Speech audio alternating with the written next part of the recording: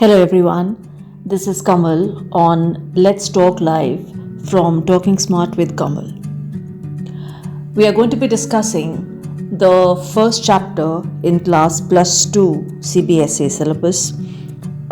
Book is Flamingo and the name of the chapter is The Last Lesson. Ironically, पहला chapter है syllabus में लेकिन title है the last lesson. So what is so last about it is what we will be discussing today.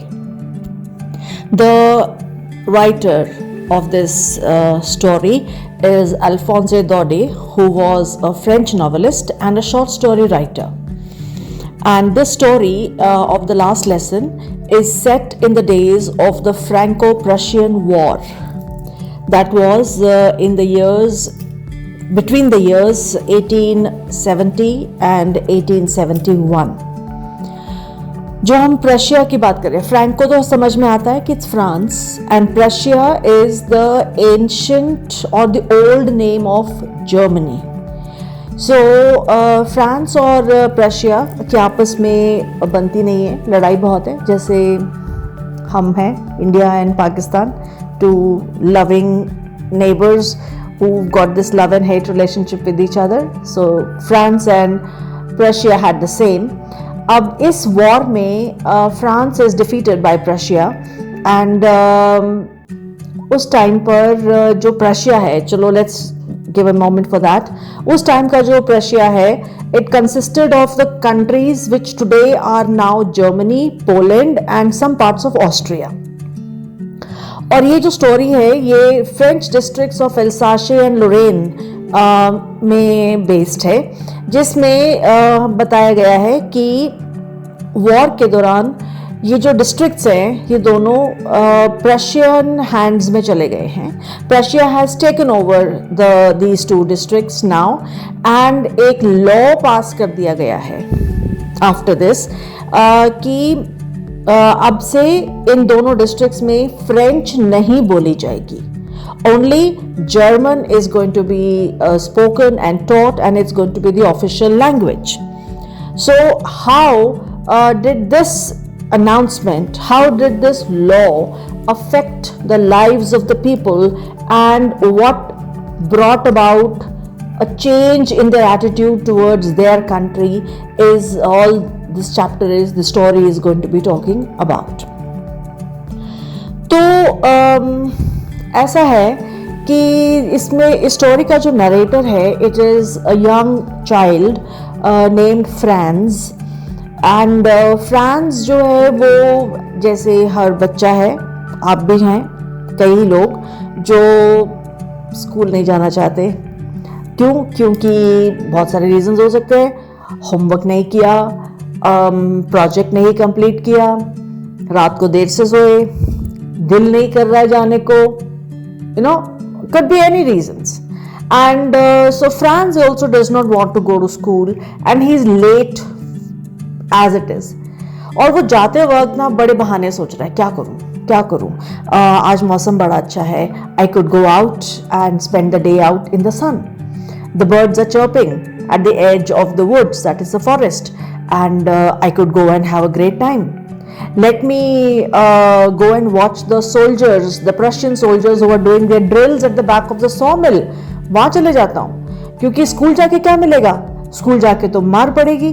Because जो teacher है, his name is M. Hamel, he has given an homework which had to be done. That was on participles, on French participles, French grammar में एक homework दिया था कि इसको पढ़कर आओ, rules learn करके आओ, जो फ्रांस ने as usual नहीं किया. लेकिन फिर भी पता नहीं क्यों he is able to resist this temptation of not going to school and he carries on. और जब वो वहाँ से निकल रहा है रास्ते से, तो he comes across the town hall, जहाँ पे एक बुलेटिन बोर्ड लगा होता है रेगुलरली, जैसे जिसमें सब न्यूज़, सब इंफॉर्मेशन, जो लेटेस्ट इंफॉर्मेशन वॉर की होती है वो आती है. Town hall is like the central village square kinds, कि जैसे पंचायत जहाँ बैठती है टाइप्स. तो यहाँ म्यूनिसिपल कॉरपोरेशन का ऑफिस जैसा होता है, तो ऐसे जहाँ पर मतलब major information decisions regarding the place जो लिए जाते हैं। तो अब वो कहते हैं कि 2 साल से जब से वॉर चल रही थी यहाँ बैड न्यूज़ ही सुनने को मिल रही थी और आज भी यहाँ बड़ी भीड़ थी। सो अब वो सोचता है what is the matter now, आज क्या हो गया, कितने सारे लोग यहाँ पर आके खड़े हैं। तो but he doesn't have time, you know, he is busy. तो वो भाग रहा है। तो जैसे वो जा रहा है तो ही like you know he stopped by the blacksmith watcher and he says that don't hurry, आराम से जाओ, you'll reach in plenty of time. And Franz सोचता है मजाक उड़ा रहा है, is he making fun of me? Anyway, उसको इग्नोर करता है and he goes. और जब वो स्कूल पहुंचता है तो उसकी सांस चढ़ी हुई है, he is like you know not able to breathe also. But usually what the scene in the school is at the morning is lot of noise, lot of chaos. सड़क तक, रोड, स्ट्रीट तक आवाज़ें आ रही होती हैं, बच्चे desk खोल रहे हैं, बंद कर रहे हैं, लेसन्स को ज़ोर ज़ोर से पढ़ रहे हैं, और टीचर का जो रूलर है, जो स्टिक है, वो टेबल पे वो टीचर बार बार मार रहा है उनको चुप कराने के लिए। मतलब it's a chaos, it's confusion everywhere. और फ्रांज ने सोचा कि मैं इसी कन्फ्यूजन के बीच में छुपकर क्लासरूम में एंटर कर जाऊंगा, किसी को पता भी नहीं चलेगा कि मैं लेट हूं आज।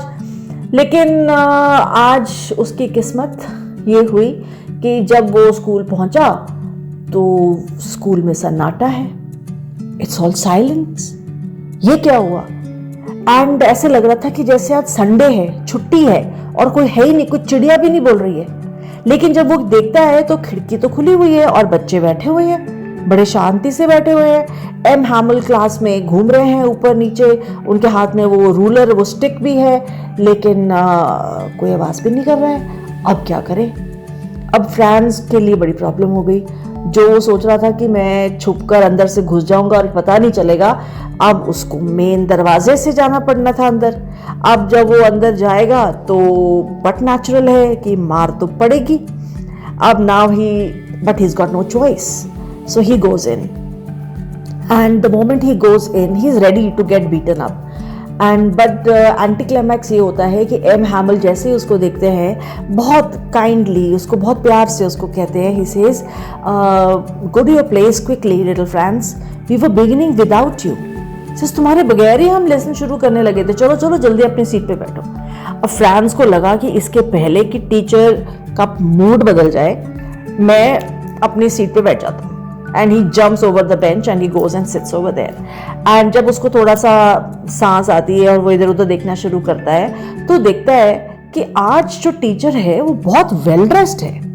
He's like wearing a wonderful green coat and he's got a frilled shirt and a little black silk cap. जो ये नॉर्मली ऐसे कपड़े जो टीचर है वो कोई इंस्पेक्शन डेज या कोई स्पेशल ओकेजन्स पे पहनते थे। लेकिन आज क्या स्पेशल है, उसको ये नहीं समझ में आया। तो और स्कूल भी बड़ा अजीब लग रहा था, आज बड़ी शांति है, कोई बोल भी नहीं रहा है।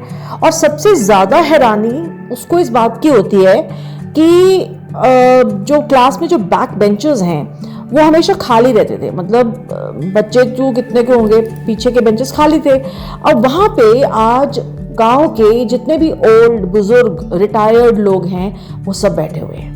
Like Houser with his 3-cornered hat, जो फॉर्मर जो रिटायर्ड मेयर है, रिटायर्ड पोस्ट मास्टर है, और भी बहुत सारे लोग हैं और सब लोग बहुत सैड लग रहे हैं।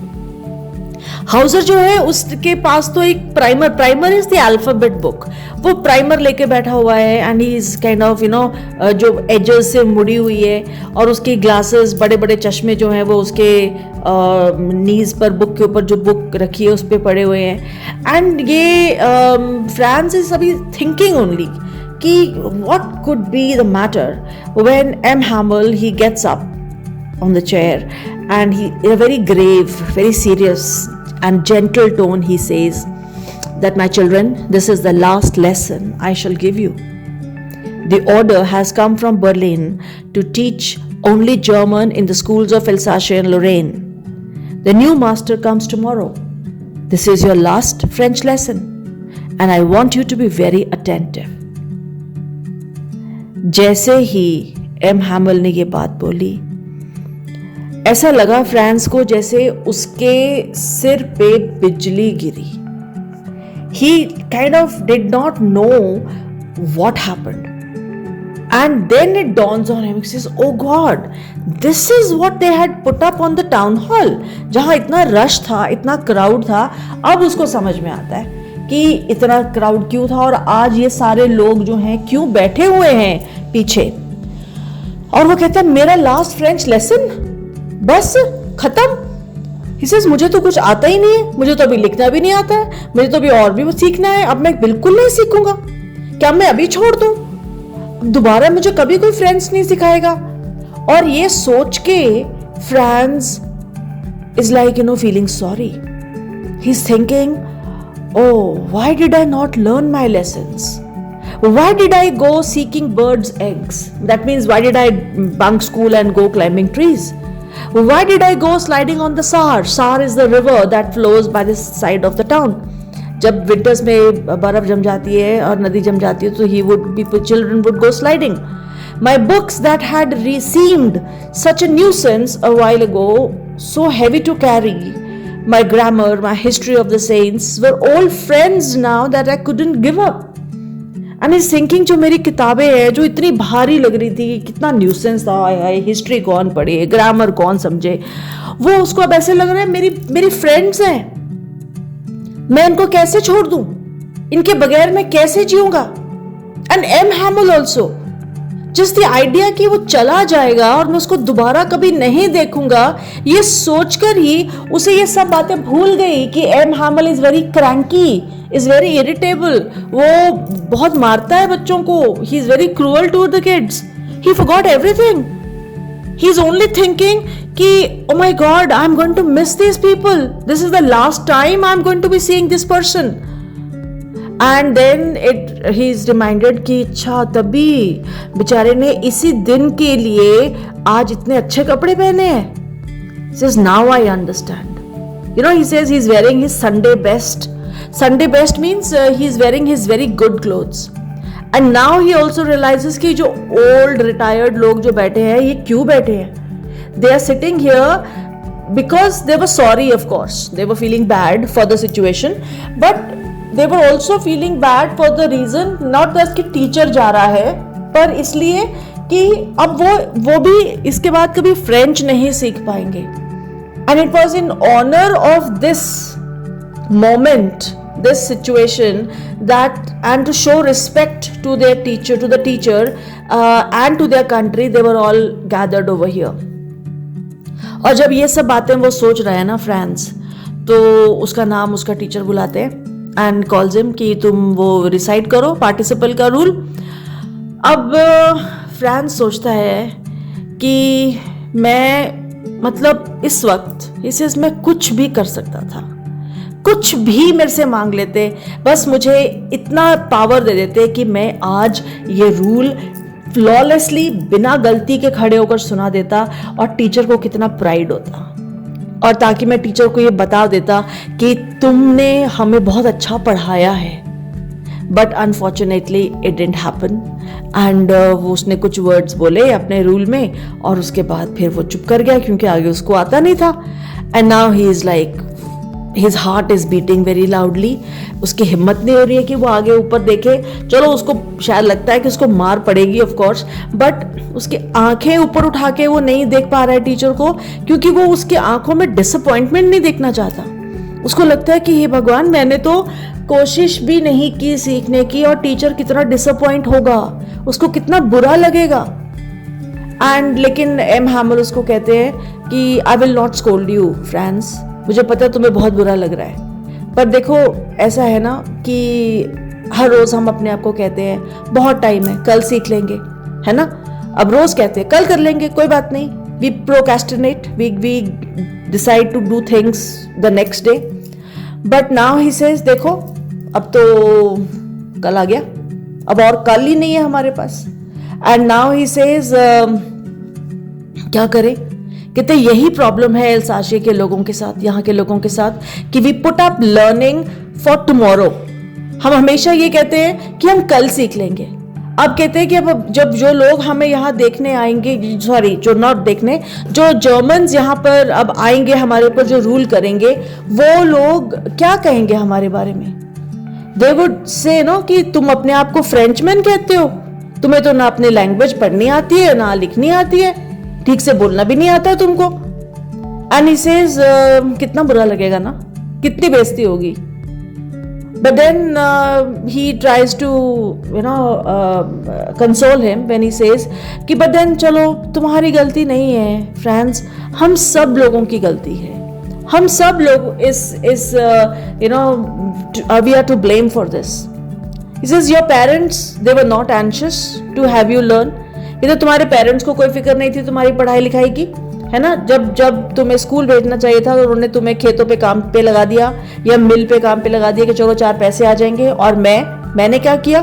मेरी भी तो गलती है। मैंने नहीं तुम्हें कई बार तुम लोगों को भेज दिया कि जाओ मेरे पौधों को, प्लांट्स को गार्डन में पानी देकर आओ, या मेरा दिल नहीं कर रहा पढ़ाने को तो मैंने सोचा चलो आज फिशिंग जाते हैं, छुट्टी मनाते हैं, तो मैंने आज स्कूल बंद कर दिया। तो कहते गलती हम सबकी है, बट देन अब उसका जो रेपरकशंस हैं, जो रिजल्ट्स हैं, वो अब तुम लोग भुगतोगे। सो ही सेज अब ऐसी बातें करते करते एम हैमल जो हैं वो एक बात से दूसरी बात पे आते आते ही came to talk about the French language and he said that French language is the most beautiful language in the world. He says because it is the clearest, the most logical language. हर कोई कहता, हम नहीं कहते हमारी language, हमारी पंजाबी सबसे अच्छी language है, हमारी हिंदी सबसे खूबसूरत लैंग्वेज है। क्यों हमारे को अपनी पंजाबी और हिंदी अच्छी लगती है? क्योंकि हमें वो समझ आती है, वो हमारे दिल के पास है। ये लैंग्वेज जो है वो हमारी आइडेंटिटी है, हमारी पहचान है इससे। सो ऑब्वियसली उसकी पहचान उस लैंग्वेज से, फ्रेंच लैंग्वेज से, तो वो तो यही कहेगा कि फ्रेंच लैंग्वेज सबसे खूबसूरत लैंग्वेज है दुनिया में। And he says we must guard it amongst ourselves and never forget it. कहते हैं इस लैंग्वेज को प्रोटेक्ट करने की जरूरत है, इसको कभी छोड़ना नहीं। क्योंकि जो लोग एनस्लेव हो जाते हैं ना, जो लोग गुलाम हो जाते हैं, अगर वो अपनी लैंग्वेज को संभाल के रखते हैं तो वो लैंग्वेज उनकी आज़ादी की चाबी बनती है। फिर it becomes the key to their prison, जो उनको फ्रीडम दिला सकती है। एंड अगर आपको याद हो, हम जब India had been ruled over by the British for 200 years, और हमें 200 साल क्यों लगे अपने आप को आज़ाद कराने में? क्योंकि हम लोगों ने अपनी लैंग्वेज को छोड़ दिया था इस होड़ में कि हम इंग्लिश सीख ले, हम ब्रिटिशर्स के बराबर हो जाएं, हम उनकी यूनिवर्सिटीज़ और कॉलेजेस में पढ़े जाके उनकी लैंग्वेज बोलकर हम अच्छी नौकरियां ले। हमने क्या किया? हमने अपनी लैंग्वेज को छोड़ दिया, अपनी रीजनल लैंग्वेजेस, अपनी नेशनल लैंग्वेज। हम कोई गुजरात से है, कोई महाराष्ट्र से है, कोई पंजाब से, कोई हरियाणा से है, कोई साउथ से है, सब ने अपनी अपनी लैंग्वेज को छोड़ दिया। और हमें आज़ादी कब मिली अंग्रेज़ों से? जब हमें ये एहसास हुआ कि हमारी लैंग्वेज हमारी आइडेंटिटी है। एंड उसी वजह से, क्योंकि हम लोगों ने तब उस लैंग्वेज की वजह से हमें हमारे अंदर एक सेल्फ रिस्पेक्ट का कॉन्सेप्ट जागा कि हमारी भी कोई पहचान है एंड आइडेंटिटी है। सो यही चीज़ एम हैमल क्लास को बता रहा है कि तुम्हारी लैंग्वेज जो है वो तुम्हारी आइडेंटिटी है, उसको छोड़ना नहीं। एंड उसके बाद फिर वो ग्रामर का लेसन खोलता है और वो सिखाना शुरू करता है, और फ्रांस को लगता है कि वाह ये तो बड़ा आसान है। But then he also realises कि आसान आज क्यों लग रहा है? इसलिए लग रहा है क्योंकि आज से पहले हमने कभी ध्यान से सुना नहीं था और टीचर ने कभी इतने ध्यान से पढ़ाया नहीं था। So that is why today's lesson is very simple. After that lesson there was a writing lesson. Children they wrote in their beautiful handwriting. Teacher ने new copies लाए थे जिसमें 2 words लिखे थे, France and Alsace, और बस वही बच्चे बार बार लिख रहे थे। और वहाँ इतनी शांति थी, छोटे छोटे बच्चे भी, कोई आवाज़ नहीं कर रहा था, और सब अपने अल्फ़ाबेट्स जो हैं वो राइट खूबसूरत तरीके से कैलीग्राफी उसके कर रहे थे। कि तभी अचानक क्या हुआ कि क्योंकि पुरानी बिल्डिंग थी ना, तो उनकी छत में जो रैफ्टर्स थे, जो लॉग्स थे, उसमें पिजन्स रहा करते थे। उन पिजन्स के बोलने की आवाज़ आई, कूइंग की आवाज़ सुनाई दी। एंड जैसे ही वो पिजन्स को सुनता है तो फ्रांस के दिमाग में आता है, हमें तो जर्मन सिखा देंगे मार मार के, चलो ज़बरदस्ती हम तो सीख लेंगे, लेकिन जो ये पिजन्स हैं, ये भी तो फ्रेंच पिजन्स हैं, इनको भी तो फ्रेंच आती है, तो इनको कैसे जर्मन सिखाएंगे? हमें तो स्कूल्स में जर्मन सिखा देंगे, पिजन्स को कैसे सिखाएंगे? Now this is a very important question, very innocent but important question, क्योंकि इस क्वेश्चन के through the author is trying to explain a very very heavy concept. What he's trying to say is that जो हमारे अंदर inherent quality होती है ना, जो हमारे अंदर जो हमारी आइडेंटिटी होती है ना, उसको आप बदल नहीं सकते, वो निकल नहीं सकती। अगर एक लायन कहे कि भाई मैं तो एक कैट हूं, तो उसको घर में पालतू तो नहीं रख सकते ना। अगर एक फिश बोले no I feel like I am a peacock, तो वो मोर की तरह नाच तो नहीं ना सकती है। सो इसलिए जो हमारी इनहेरेंट क्वालिटी है ना, वो हमेशा रहती है। सो व्हेन ही सेज कि दैट मीन्स कि हम फ्रेंच लोग हैं, तो हमें मार मार के जर्मन तो सिखा दोगे, लेकिन हमारे अंदर से जो फ्रेंच आदमी, फ्रेंच मैन, फ्रेंच सिटीजन की जो क्वालिटीज हैं, वो कैसे निकालोगे? अगर पिजन्स को नहीं सिखा सकोगे तो हमें कैसे बदल दोगे? So this is a very important thing. इस पे क्वेश्चंस आते होते हैं, so make sure that you understand this thought. उसके बाद जब ये राइटिंग चल रहा था, तो फ्रांस कहता है कि जब भी उसने देखा तो सिर उठा के, तो एम हैमल अपनी चेयर पे बैठे थे, and he was looking around every place, everywhere, and he is like looking as if वो हर एक इमेज को अपने दिमाग में परमानेंटली इम्प्रिंट करना चाहता है। कहते 40 ईयर्स से ये आदमी इस जगह पे पढ़ा रहा है, 40 साल से यही क्लासरूम है, यही बेंचेस हैं, यही बाहर बेल है, पेड़ है, गार्डन है, सब कुछ है, लेकिन आज ऐसा लग रहा है कि जैसे मतलब आज अगर इसने ये चीज़ नहीं, इन चीज़ों को अपने दिमाग में बसाया, तो शायद वो कभी नहीं होगा, क्योंकि आज के बाद वो कभी यहाँ होगा नहीं। एंड फ्रांस इज थिंकिंग, बेचारे का कितना दिल टूट रहा होगा ना, क्योंकि आज के बाद वो यहाँ नहीं रहेगा। और वो ऊपर अपनी सिस्टर के साथ रहता है, ऊपर के फ्लोर पे, तो वहाँ उसकी सिस्टर पैकिंग कर रही है, तो बॉक्सेस हिलाने की आवाज़ें आती हैं, तो फ्रांस का भी उतना ही दिल टूट रहा है जितना उसके टीचर का टूट रहा होगा। But he says M Hamel had the courage to hear every lesson. उसने हर एक लेसन उतनी डेडिकेशन से पढ़ाया। राइटिंग के बाद छोटे छोटे बच्चे जो क्लास में थे, उनके अल्फ़ाबेट्स की रेसिटेशन हुई। उसके बाद यहाँ तक कि जो पीछे बैठे, जो ओल्ड हाउसर या जितने भी रिटायर्ड लोग थे, उन्होंने भी अपनी प्राइमर्स खोल के अल्फ़ाबेट्स को रिसाइट करना शुरू किया। और दिख रहा था कि वो रो रहे हैं, आंसू निकल रहे हैं आंखों से, आंसू बह रहे हैं, एंड आवाज़ जो है कांप रही है इमोशन से। फ्रांस, हाल देखा जाए तो बच्चा ही है, उसको हंसी भी आ रही है, लेकिन वो कहता है कि पर रोने को भी दिल कर रहा था। एंड ही सेज कि वो लास्ट लेसन जो है वो पूरी ज़िंदगी शायद मुझे याद रहेगा। और फिर तब 12 बजते हैं, और चर्च में जो क्लॉक है वो लाइक 12 की बेल बजती है, and it is the time for the prayers for the Angeles. And उसी वक्त प्रेशियन सोल्जर्स जो हैं वो मार्च करते हुए खिड़की के नीचे से निकलते हैं, और एम हैमल खड़े हो जाते हैं, एंड उनका चेहरा बिल्कुल पेल है, and he is like and France says, पहली बार मुझे लगा M Hamel is so tall, but the teacher he gets up and he says friends, my friends, पर उसके आगे वो बोल नहीं सका। वो पता नहीं कितना कुछ कहना चाहता था, but he could not speak. उसका गला भरा हुआ था, इतना इमोशनल वो हुआ था। उसने पीछे मुड़ा और उसने बोर्ड के ऊपर पूरा जोर लगा के he wrote vive la France, that means long live France. ये लिखकर ही वो रुक गया, और वो इतना इमोशनल हो गया, इतना ज़्यादा वो अंदर से चोक्ड अप हो गया कि उसको आगे कुछ वो कह ही नहीं पाया, और उसने बस हाथ हिलाया और कहा, the school is dismissed, you may go.